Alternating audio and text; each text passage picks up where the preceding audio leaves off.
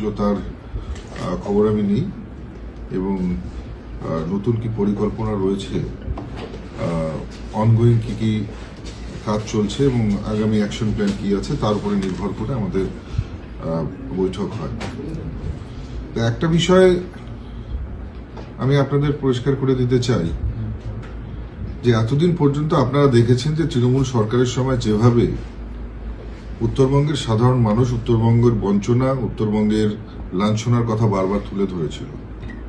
কারণ আমরা দেখেছিলাম যে উত্তরবঙ্গের এই উন্নয়ন দপ্তরের যে বাজেট, সেটা উত্তরবঙ্গের যে জনসংখ্যার হিসেবে এবং উত্তরবঙ্গের যে পুরো এরিয়া রয়েছে সেই হিসেবে অনেকটাই কম। একদিকে মমতা বন্দ্যোপাধ্যায় উত্তরবঙ্গকে সুইজারল্যান্ড বানানোর কথা বলেছেন, একদিকে উত্তরবঙ্গে ট্যুরিস্ট হাব বানানোর কথা বলেছেন, ট্যুরিস্ট সার্কিট তৈরি করার কথা বলেছেন। পাশাপাশি তার পরিবর্তে শুধুই উত্তরবঙ্গকে এই 15 বছর ধরে বঞ্চনায় দিয়ে গেছে। কিন্তু এবার আমাদের সরকার, ভারতীয় জনতা পার্টির সরকার প্রতিষ্ঠিত হবার পর আমরা যে কথা দিয়েছিলাম, আমাদের কথার জায়গায় আমরা অবিচল, আমাদের লক্ষ্যে আমরা স্থির।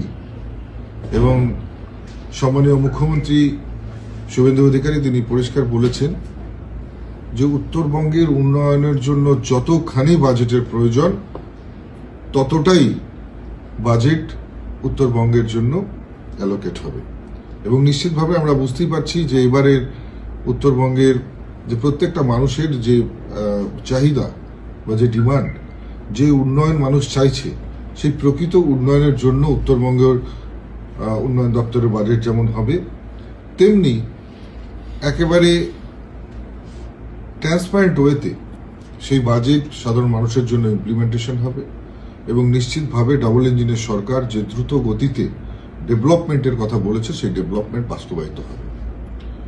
আজকে নিশ্চিতভাবে আপনারা জানেন যে গত কয়েক বছর ধরে কি ধরনের কাজ এই উত্তরবঙ্গ উন্নয়ন দপ্তর থেকে হয়েছে আমরা প্রত্যেকেই জানি।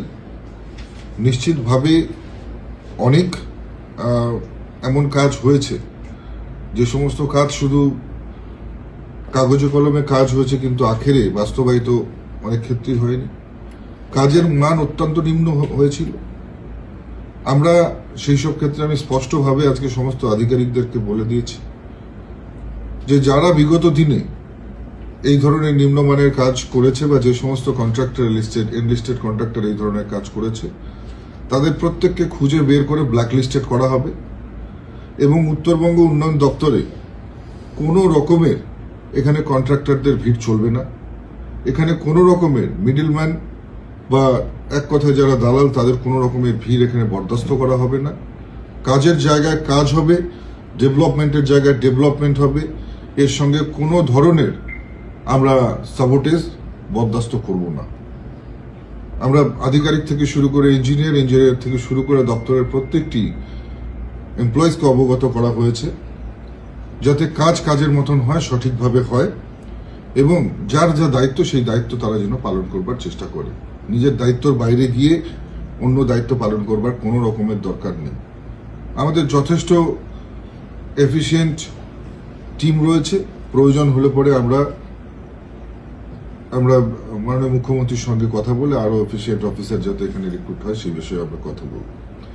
এবং এছাড়াও যেভাবে ডিসক্রিমিনেশন হয়েছে, এর আগে যেভাবে কাজ চলতো এবারে সেভাবে চলবে না। সমস্ত আমরা উত্তরবঙ্গের যে 8টি জেলা রয়েছে 8টি জেলাতেই ডেভেলপমেন্ট ওয়ার্ক সমানভাবে হবে, বিভিন্ন ক্ষেত্রে সমানভাবে নজর দেওয়া হবে। একদিকে যেমন গ্রামোন্নয়নের ক্ষেত্রে নজর দেওয়া হবে, পাশাপাশি যাতে উইমেন ডেভেলপমেন্ট এবং women empowerment at the same time আমরা করতে পারি এমন কিছু প্রজেক্টের দিকেও আমরা বিশেষভাবে লক্ষ্য করব। এগ্রিকালচার এরিয়াগুলোতে যেখানে যে সমস্ত এগ্রো প্রধান এরিয়া রয়েছে সেই জায়গাগুলোতে আমরা এগ্রো বেসড ক্লাস্টার তৈরি করে কি করে অ্যাসেট ক্রিয়েশন করা যায় অর্থাৎ এবং পাশাপাশি সেই সঙ্গে সঙ্গে এমপ্লয়মেন্ট জেনারেট করা যায় সেই ব্যবস্থা আমরা করব। বিভিন্ন জায়গায় আপনারা জানেন যে অনেক ধরনের অসুবিধা রয়েছে, প্রত্যেকটি জেলার আলাদা আলাদা সমস্যা রয়েছে। সেই সমস্ত সমস্যাগুলোকে প্রাথমিকতা দিয়ে প্রায়োরিটি বেস ওয়ার্ক আমরা স্টার্ট করব এবং সর্বোপরি আমাদের যা প্রতিশ্রুতি আমরা নির্বাচনের আগে দিয়েছিলাম, আমাদের সংকল্পপত্রে যে সমস্ত কাজগুলো করবার সংকল্প নিয়েছিলাম, প্রায়োরিটি বেসে সেই কাজগুলো আমরা যেমন করব, পাশাপাশি প্রত্যেকটা মানুষ যাতে তাদের অধিকার, তাদের যে ন্যায্য পাওনা সেটা যাতে বুঝে পায়, সেই চেষ্টা আমরা করব। দেখুন, স্পোর্টসের ক্ষেত্রে আমি অত্যন্ত, জানেন আপনারা যে অত্যন্ত আমি গুরুত্ব দিয়ে বিষয়টাকে দেখি এবং বেশ কিছুটা সময় আমি কেন্দ্রের, আপনারা জানেন যে এমওএস হোম হিসেবে যেমন ছিলাম, পাশাপাশি অনুরাগজি যখন স্পোর্টস মিনিস্টার ছিলেন ওনার সঙ্গে আমি MoS sports and youth affairs হিসেবেও ছিলাম। তো স্বাভাবিকভাবেই আমি সারা ভারতবর্ষের স্পোর্টসের যে ইনফ্রাস্ট্রাকচার, তাদের যে ডেভেলপমেন্ট, সেটা পরিলক্ষিত করেছি। পাশাপাশি নিজের রাজ্যে সেই সময় কেন্দ্র থেকে কেন্দ্রীয় মন্ত্রী থাকাকালীন নিজের রাজ্য, নিজের জন্মভূমি, নিজের কর্মভূমিকে কেন্দ্রীয় সহযোগিতায় অনেক অর্থ দেওয়ার চেষ্টা করেও রাজ্য কোনোভাবে সেটা গ্রহণ করেনি। সেই অর্থ তো গ্রহণ করেইনি, বরঞ্চ বিভিন্ন ডেভেলপমেন্ট প্রপোজাল, খেলো ইন্ডিয়া থেকে শুরু করে টার্গেট অলিম্পিক পোডিয়াম থেকে শুরু করে বিভিন্ন ধরনের যে স্কিমগুলো আমরা দেওয়ার চেষ্টা করেছিলাম, কোনোটাকেই সেই সময়ের তৎকালীন রাজ্য সরকার কিন্তু গ্রহণ করেনি। তো স্বাভাবিকভাবেই একটা মনের মধ্যে কোথাও একটা দুঃখ থেকে গেছিল যে নিজের রাজ্য, নিজের জন্মভূমি, কর্মভূমির জন্য কিছু করতে পারে। তো আজকে আবার সেই সুযোগ, সেই সময় এসছে। নিশ্চিতভাবে যা যা মনের ইচ্ছা ছিল ডেভেলপমেন্টের, সেগুলো যেমন পূরণ হবে। পাশাপাশি উত্তরবঙ্গ, এটা আমার জন্য নিশ্চিতভাবে এটা আমার মাটির টান। আপনারা জানেন যে উত্তরবঙ্গে ডেভেলপমেন্ট হোক, এটার জন্য যেমন আমি মন থেকে চাই, ঠিক একই রকমভাবে কার্যক্ষেত্রেও আপনারা অল্প কিছু সময়ের মধ্যে প্রমাণ আপনারা পেয়ে যাবেন এবং দেখবেন যে শুধু স্পোর্টস সেক্টর নয়, সমস্ত সেক্টরেই ডেভেলপমেন্ট করার যে প্রচেষ্টা, সেই প্রচেষ্টা আন্তরিকভাবে আমি করব।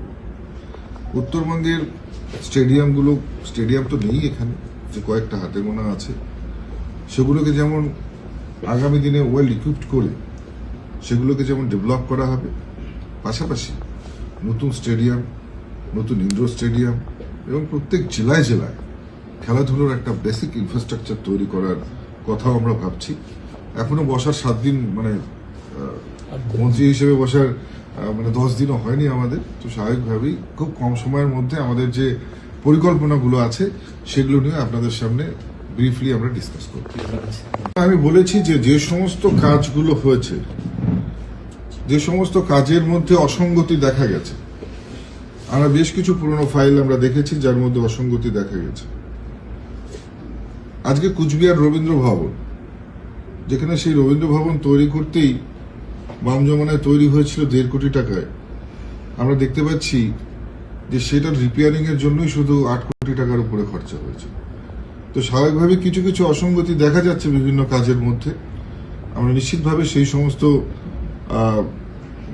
ফাইলগুলো আমরা আবার খুলব এবং শুধু ফাইল ওপেনিংই নয়, যে সমস্ত কন্ট্রাক্টররা এই কাজগুলোর সঙ্গে যুক্ত এবং যারা এই ধরনের অসঙ্গতিযুক্ত কাজ করেছে, নিশ্চিতভাবে তাদেরকে উত্তরবঙ্গ উন্নয়ন দপ্তর থেকে ব্ল্যাকলিস্টেড করা হবে। আগামী দিনে কোনো কাজ তাদের কাজের মধ্যে বা কোনো রকম টেন্ডারের মধ্যে তারা পার্টিসিপেশন করতে পারবে না। তাদের যে কাজগুলো চলছে, দেখুন, এখন পর্যন্ত আমাদের, আপনারা জানেন যে আমরা একটা দলগত সিস্টেমে আমরা পছন্দ করি। নির্দিষ্টভাবে উত্তরবঙ্গে প্রচুর বিধায়করা জিতে এসছেন। আমরা প্রত্যেকটা বিধায়ককে প্রায়োরিটি দিয়ে তাদের নির্দিষ্ট এলাকায় কি কি কাজের প্রয়োজন রয়েছে আমরা সেটা চেয়ে পাঠাবো। আমি নিজে প্রত্যেকের সঙ্গে ব্যক্তিগতভাবে তাদেরকে ডেকে তাদের সঙ্গে যেমন কথা বলবো, তেমনি তারাও নিজেদের এলাকায় বসে গ্রাম পঞ্চায়েত এবং নিজেদের